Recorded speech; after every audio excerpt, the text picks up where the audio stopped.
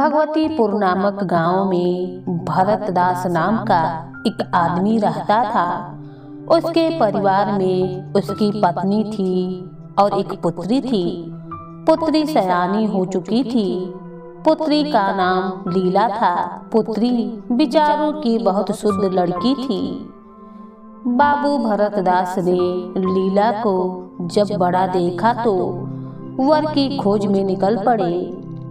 लेकिन भाग्य की बात है, शादी विवाह में आदमी का क्या अख्तियार है।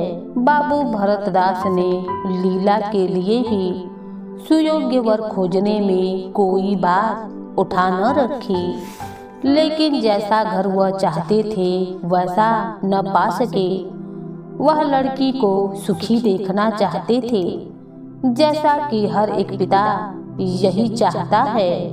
किंतु इसके लिए उनकी समझ में संपत्ति ही सबसे जरूरी चीज थी। चरित्र या शिक्षा का स्थान गौण था। वे कहते थे, चरित्र तो किसी के माथे पर लिखा नहीं रहता और शिक्षा का आजकल के जमाने में मूल्य ही क्या है। हाँ, संपत्ति के साथ शिक्षा भी हो तो क्या पूछना। ऐसा घर उन्होंने बहुत ढूंढा पर न मिला। दो चार मिले भी तो अपनी बिरादरी के न थे। बिरादरी भी मिली तो जायजा न मिला और जायजा भी मिला तो शर्तें तय न हो सकी। इस तरह मजबूर होकर भारतदास को लीला का विवाह लाला संत शरण के लड़के सीता शरण से करना पड़ा। अपने बाप का इकलौता बेटा था। थोड़ी बहुत शिक्षा भी पाई थी। बातचीत सलीके से करता था। मामले मुकदमे समझता था और जरा दिल का रंगीला भी था। सबसे बड़ी बात तो यह थी कि रूपवान, बलिष्ठ, प्रसन्नमुख, साहसी आदमी था।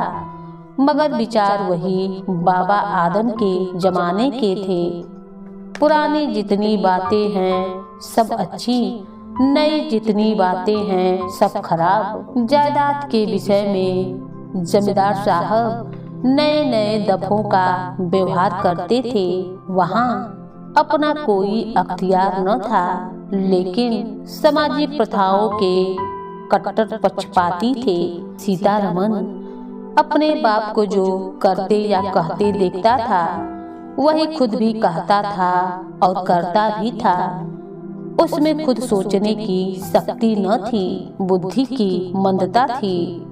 लीला ने जिस दिन घर में पांव रखा उसी दिन उसकी परीक्षा शुरू हो गई। वे सभी काम जिनकी उसके घर में तारीफें होती थीं यहाँ वर्जित थे। उसे बचपन से ताजी हवा पर जान देना सिखाया गया था। यहाँ उसके सामने मुंह खोलना भी पाप था। बचपन से सिखाया गया था रोशनी ही जीवन है, परंतु यहाँ रोशनी के दर्शन भी दुर्लभ हो गए थे। घर पर अहिंसा, क्षमा और दया ईश्वरीय गुण बताए गए थे, परंतु यहाँ इसका नाम लेने की भी स्वाधीनता न थी। संत शरण बड़े तीखे आदमी थे। नाक पर हमेशा गुस्सा रहता था। धूर्तता और छल कपट से ही उन्होंने जायदाद बनाई हुई थी और उसी को सफल जीवन का मंत्र भी समझते थे। उनकी पत्नी उनसे भी 2 अंगुल ऊंची थी। मजाल क्या कि बहू अपनी अंधेरी कोठरी के द्वार पर खड़ी हो जाए या कभी छत पर टहल सके।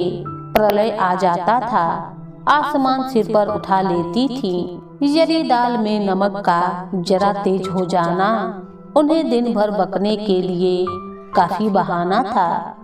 शरीर से मोटी ताजी महिला थी। क्या मजाल की घर में उनकी इच्छा के विरुद्ध एक पत्ता भी हिल जाए। बहू की नई नई आदतें देखकर जला करती थी और कहती थी, अब काहे को आबरू रहेगी। मुंडेर पर खड़ी होकर झांकती है। मेरी लड़की ऐसी दीदा दिलेर होती तो गला घोंट देती। न जाने इसके देश में कौन लोग बसते हैं। गहने नहीं पहनती है, जब देखो नंगी बुच्ची बनी बैठी रहती है। यह भी कोई अच्छे लक्षण नहीं है। लीला के पीछे सीता सरन पर भी फटकार पड़ती थी। सीता सरन से उसकी माँ भी यही बात कहती थी, तुझे भी चांदनी में सोना अच्छा लगता है क्यों? तू भी अपने को मर्द कहेगा। वह मर्द कैसा कि औरत उसके कहने में न रहे। दिन भर घर में घुसा रहता है, मुंह में जबान नहीं है, समझता क्यों नहीं है? माँ की बातें सुनकर सीतारमन कहता, अम्मा, जब कोई मेरे समझाने से न माने तो कैसे मानेगी नहीं? तू मर्द है कि नहीं? मर्द वह चाहिए कि कड़ी निगाह से देखे तो औरत कांप उठे। अम्मा, तुम तो समझाती ही रहती हो। हाँ, मेरी उसे क्या परवाह। समझती होगी बुढ़िया 4 दिन में मर जाएगी, तब मैं घर की मालकिन हो जाऊंगी। तो मैं भी तो उसकी बातों का जवाब नहीं दे पाता। देखती नहीं हो कितनी दुर्बल हो गई है। वह रंग ही नहीं रहा। उस कोठरी में पड़े पड़े उसकी दशा बिगड़ जाती है। बेटे के मुंह से ऐसी बातें सुनकर माता आग बबूला हो जाती और सारे दिन जलती, कभी भाग्य को कोसती, कभी समय को। सीतारमन माता के सामने तो ऐसी बातें करता, लेकिन लीला के सामने जाते ही उसकी मति बदल जाती। वह वही बातें करता जो लीला को अच्छी लगती। यहाँ तक कि दोनों वृद्धा की हंसी उड़ाते। लीला को इसमें और कोई सुख न था। वह सारे दिन कुड़ती रहती, कभी चूल्हे के सामने न बैठती थी, परंतु यहाँ तो उसे पसेरी भर आटा थोपना पड़ता था। मजदूरों और टहलुओं के लिए भी रोटियां पकानी पड़ती थीं। कभी कभी वह चूल्हे के सामने घंटों बैठी रोती रहती थी। यह बात न थी कि यहाँ लोग कोई महाराज रसोइयां न रख सकते हों, परंतु घर की पुरानी प्रथा यही थी कि बहू खाना पकाए और उस प्रथा को निभाना जरूरी था। सीतारमन को देखकर लीला का संतुष्ट हृदय एक क्षण के लिए शांत हो जाता था। गर्मी के दिन थे और संध्या का समय था। बाहर हवा चलती थी, भीतर दें फूंकती थी। लीला कोठरी में बैठी हुई थी कि तभी सीतारमन ने आकर कहा, यहाँ तो बड़ी गर्मी है, बाहर बैठो। लीला ने कहा, यह गर्मी उन तानों से अच्छी है जो अभी सुनने पड़ेंगे। आज अगर माँ बोली तो मैं बिगड़ जाऊंगा, तब तो मेरा घर में रहना भी मुश्किल हो जाएगा। बला से अलग ही रहेंगे। मैं तो मर भी जाऊं तो भी अलग न रहूं। वह जो कुछ कहती सुनती हैं, अपनी समझ से मेरे भले के लिए ही कहती और सुनती हैं। उन्हें मुझसे कोई दुश्मनी थोड़े ही है। हाँ, हमें उनकी बातें अच्छी नहीं लगती हैं, यह दूसरी बात है। उन्होंने खुद यह सब कष्ट झेले हैं जो वह मुझे झेलवाना चाहती हैं। उनके स्वास्थ्य पर उन कष्टों का जरा भी असर नहीं पड़ा। वह इस 65 की उम्र में भी मुझसे कहीं हट्टी खट्टी हैं। फिर उन्हें कैसे मालूम हो कि इन कष्टों से स्वास्थ्य कैसे बिगड़ सकता है। सीतारमन ने उसके मुरझाए हुए मुख की ओर करुणा भरी नेत्रों से देखकर कहा, तुम्हें इस घर में आकर बहुत दुख सहना पड़ा। यह घर तुम्हारे योग्य न था। तुमने पूर्व जन्म में जरूर कोई पाप किया होगा।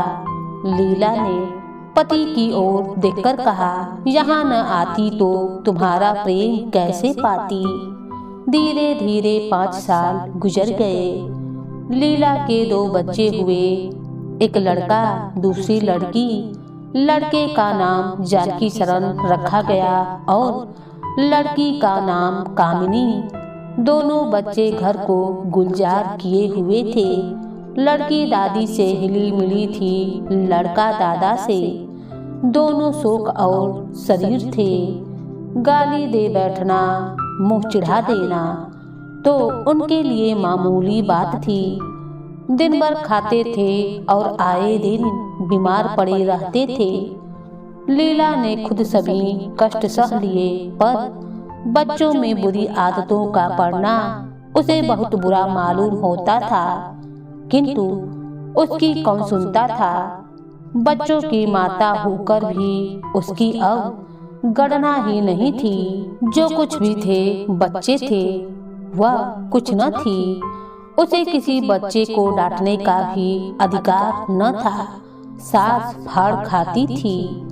सबसे बड़ी आपत्ति तो यह थी कि उसका स्वास्थ्य अब पहले की भांति अच्छा न था।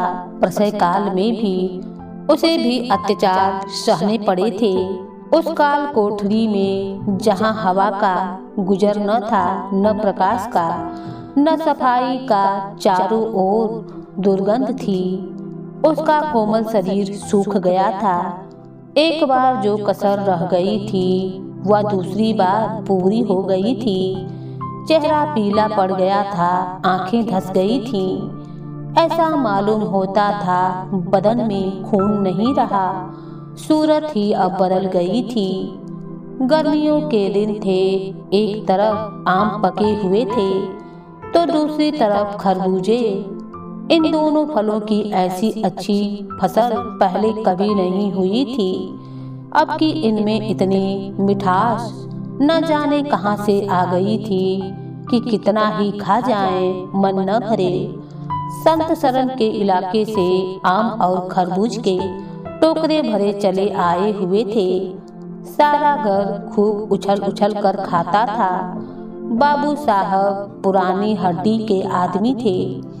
सवेरे एक सैकड़े आम का नाश्ता करते थे, फिर पसेरी भर खरबूजे चट कर जाते थे। उनकी पत्नी उनसे पीछे रहने वाली न थी। उन्होंने तो एक वक्त का भोजन भी बंद कर दिया था। उनकी सोच यही थी कि अनाज सड़ने वाली चीज नहीं है, आज नहीं तो कल खर्च हो जाएगा। परंतु आम और खरबूज तो एक दिन से भी ज्यादा नहीं ठहरेंगे। यूं ही हर साल दोनों चीजों की रेल हो जाती थी, पर किसी को कभी कोई शिकायत न होती थी। कभी पेट में गिरानी मालूम हुई तो हंड की फंकी मार ली। एक दिन बाबू संत शरण के पेट में मीठा मीठा दर्द होने लगा। उन्होंने उसकी परवाह नहीं की, आम खाने बैठ गए। सैकड़ा पूरा करके उठे ही थे कि गिर पड़े। फिर तो तिल तिल कर और दस्त होने लगे। हैजा हो गया। शहर के वैद्य बुलाए गए, लेकिन उनके आने के पहले ही बाबू साहब चल बसे। रोना पीटना मच गया। संध्या होते होते लाश घर से निकल गई। लोग दाह क्रिया करके आधी रात को लौटे तो मालकिन को भी दस्त हो रहे थे। फिर दौड़ धूप शुरू हुई, लेकिन सूर्य निकलते निकलते वह भी सिधार गई। स्त्री पुरुष जीवन पर्यंत एक दूसरे के लिए भी अलग न हुए थे। संसार से भी साथ ही साथ विदा हो गए। सूर्यास्त के समय पति ने प्रस्थान किया, सूर्योदय के समय पत्नी ने। लेकिन मुसीबतों का अभी भी अंत नहीं हुआ था। लीला तो संस्कार की तैयारियों में लगी हुई थी। मकान की सफाई की तरफ किसी ने ध्यान न दिया। तीसरे दिन दोनों बच्चे दादा दादी के लिए रोते रोते बैठक में जा पहुँचे। वहाँ एक आले पर खरबूजा कटा हुआ पड़ा था। 2-3 कलमी आम भी रखे हुए थे। इन पर मक्खियाँ भी भिनक रही थीं। जानकी ने एक तिपाई पर चढ़कर दोनों चीजें उतार ली और दोनों ने मिलकर खा ली। शाम होते होते दोनों को हैजा हो गया और दोनों माँ बाप को रोता छोड़कर चल बसे। अब घर में अंधेरा हो गया। 3 दिन पहले जहाँ चारों तरफ चहल पहल थी, वहाँ अब सन्नाटा छाया हुआ था। किसी के रोने की आवाज भी सुनाई न देती थी। रोता ही कौन, ले देकर कुल के 2 प्राणी रह गए थे और उन्हें रोने की सुध न थी। लीला का स्वास्थ्य पहले से भी कुछ अच्छा न था। अब तो वह और भी बेजान हो गई। उठने बैठने की शक्ति भी न रही। हरदम खोई रहती, न कपड़े लत्तों की सुध थी, न खाने पीने की। उसे न घर से वास्ता था, न बाहर से। जहाँ बैठती वही बैठी रह जाती। महीनों कपड़े न बदलती, सिर में तेल न डालती। बच्चे ही उसके प्राणों के आधार थे। जब वही नहीं रहे तो मरना और जीना बराबर था। रात दिन यही मनाया करती थी, भगवान यहाँ से ले चलो।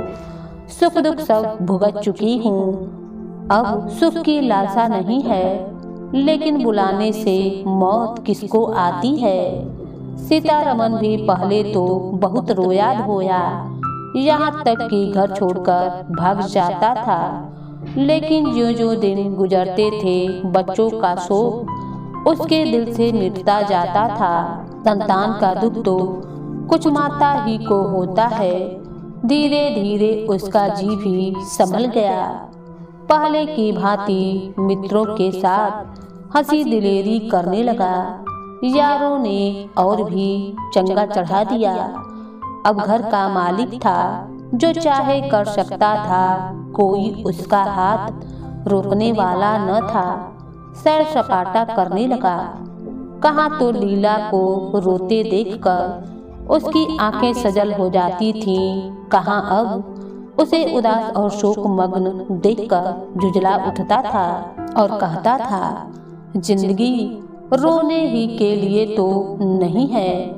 ईश्वर ने लड़के दिए थे, ईश्वर ने ही छीन लिया। क्या लड़कों के पीछे प्राण दे देना होगा। लीला यह बातें सुनकर भौचक्का रह जाती।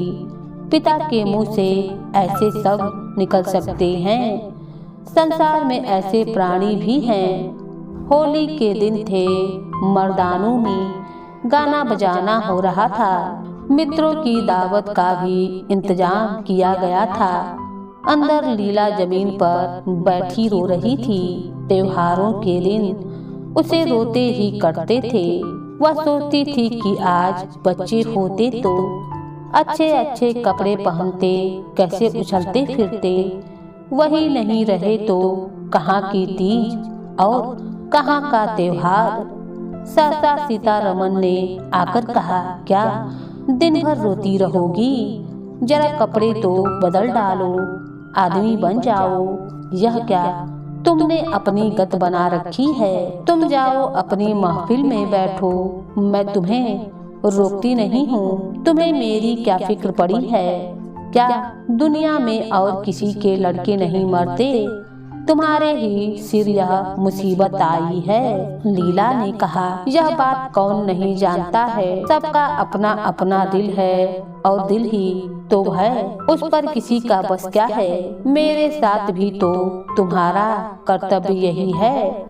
लीला ने कौतूहल से पति को देखा, मानो उसका आशय नहीं समझी।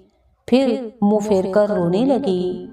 सीतारमन ने कहा, अब मैं इस मनहूस सूरत का अंत कर देना चाहता हूँ।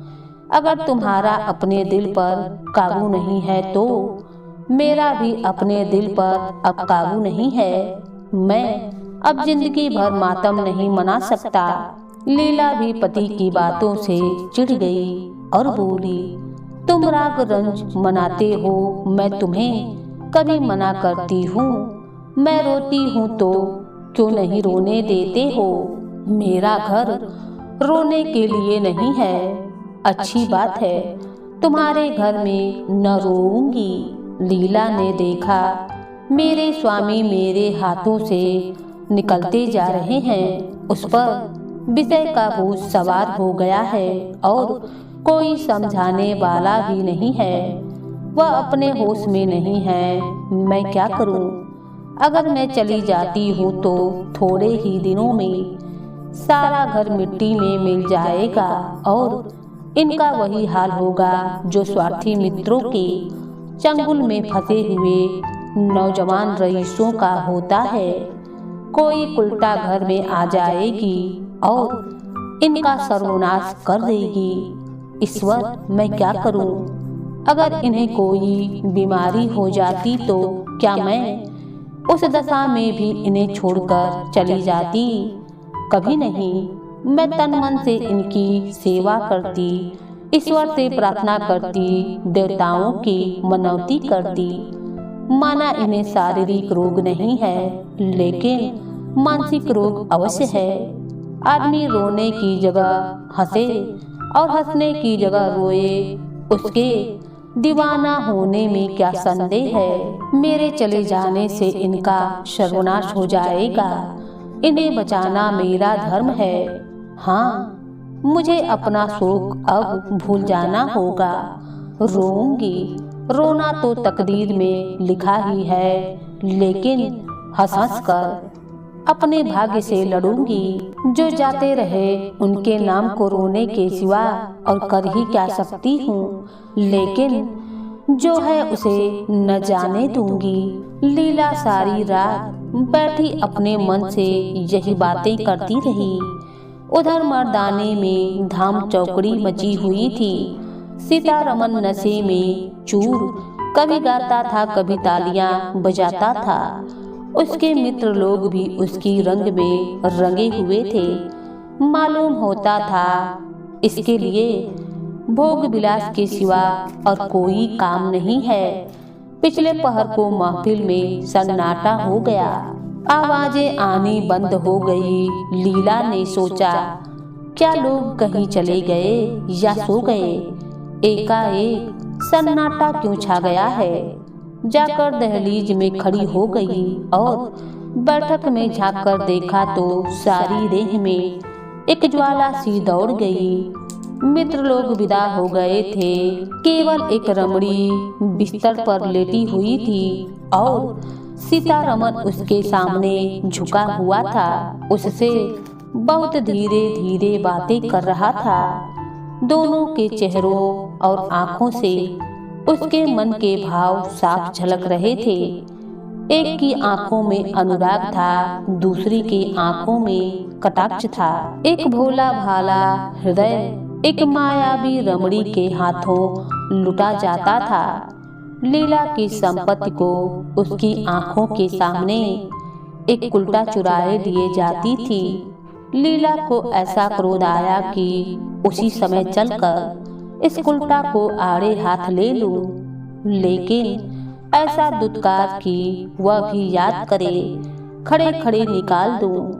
वह पत्नी भाव जो बहुत दिनों से सो रहा था आज जाग उठा था, उसे विकल करने लगा। वह बेग से दौड़ती हुई आगे बढ़ी, परंतु अकस्मात रुक गई। वह उल्टे पांव भीतर लौट आई, मन को शांत करके सोचने लगी। वह रूप रंग में, हाव भाव में बिल्कुल चांद का टुकड़ा है। अंग अंग में स्फूर्ति भरी हुई है। पोर पोर में मद झलक रहा है। उसकी आंखों में कितनी तृष्णा है। तृष्णा नहीं बल्कि ज्वाला है। लीला उसी वक्त आईने के सामने जा पहुंची। आज कई महीनों के बाद उसने अपनी सूरत आईने में देखी। उसके मुख से एक आह निकल आई। शोक ने उसकी काया पलट कर दी थी। उस रमणी के सामने वह ऐसी लगती थी जैसे गुलाब के सामने एक कांटा हो। सीतारमन का खुमार जब शाम को टूटा तो आंखें खुली तो सामने लीला को खड़ी मुस्कुराते देखा। उसकी अनोखी छवि आंखों में समा गई। ऐसा खुश हुआ मानो बहुत दिनों के वियोग के बाद उससे भेंट हुई हो। उसे क्या मालूम था कि यह रूप भरने के लिए लीला ने कितने आंसू बहाए हैं। केसों में यह फूल गुथने के पहले आंखों से कितने मोती पिरोए हैं। उन्होंने एक नवीन प्रोत्साहन से उठकर उसे गले लगा लिया और मुस्कुराकर बोले, आज तो तुमने बड़े बड़े साज सजा रखे हैं, कहाँ भागूं? लीला ने अपने हृदय की ओर उंगली दिखाकर कहा, यहाँ आ बैठो, बहुत भागे फिरते हो, अब तुम्हें बांध कर रखूंगी। बाग की बाहर का आनंद तो उठा चुके हो, अब इस अंधेरी कोठरी को भी देख लो। सीतारमन ने लज्जित होकर कहा, उसे अंधेरी कोठरी मत कहो लीला, वह प्रेम का मानसरोवर है। इतने में बाहर से किसी मित्र के आने की खबर आई। सीतारमन चलने लगा तो लीला ने उसका हाथ पकड़कर कहा, मैं न जाने दूंगी, अभी आता हूँ, मुझे डर लगता है कहीं तुम चले न जाओ। सीतारमन बाहर आए तो मित्र महाशय बोले, आज दिन भर सोते ही रहोगे क्या? बहुत खुश नजर आ रहे हो। इस वक्त तो वहाँ चलने की ठहरी थी ना, तुम्हारी राह देख रही है। सीतारमन ने कहा, चलने को तो मैं तैयार हूँ, लेकिन लीला जाने नहीं देती। मित्र ने कहा, नीरे गाउदी ही रहोगे। आ गए फिर बीबी के पंजे में, फिर किस बिरते पर गरमाए हुए थे।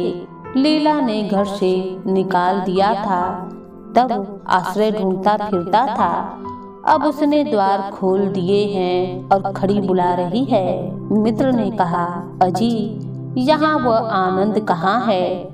घर को लाख सजाओगे तो क्या बाग हो जाएगा? नहीं भाई, घर बाग नहीं हो सकता, परंतु स्वर्ग तो जरूर हो सकता है।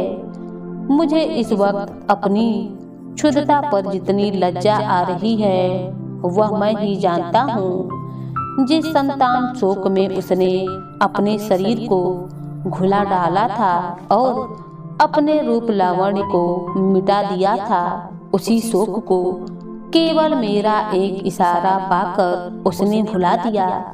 ऐसा भुला दिया मानो कभी शोक हुआ ही नहीं है।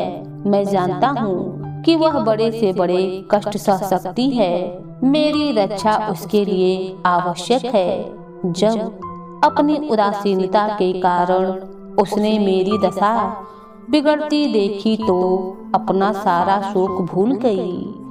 आज मैंने उसे अपने आभूषण पहनकर मुस्कुराते हुए देखा तो मेरी आत्मा पुलकित हो उठी।